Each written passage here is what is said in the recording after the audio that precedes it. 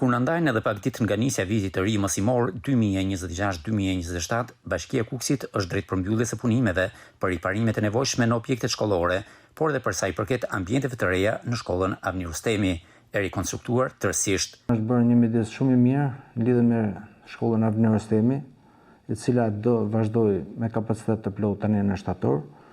Është miratuar edhe nga Ministria e Arsimit projekti i ynë, i cili ka të bëjë edhe me mjedisin dhe rrëthimin e oborrit të kësaj shkolle.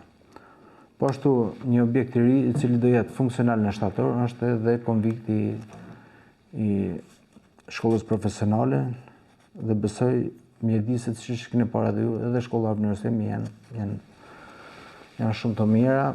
Sipas kryetarit të bashkisë, këtë vit pritet të nisë puna edhe për rekonstruksionin e plotë të shkollës nëntëvjeçare Lidhja e Prizrenit.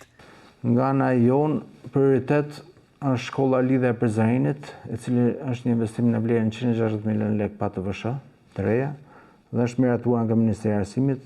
Në shkollën nëntëvjeçare Avni Rustemi, nxënësit rikthehen pas 2 viteve mësimi me turne në 2 shkollat e tjera të qytetit, Gjimnazin Avzinela dhe shkollën nëntëvjeçare Barancuri, ndërsa konvikti 20 dëshmorët tashmë është i gatshëm të presë nxënësit që ndjekin shkollën profesionale, por dhe shkollën e mesme të përgjithshme në Kukës.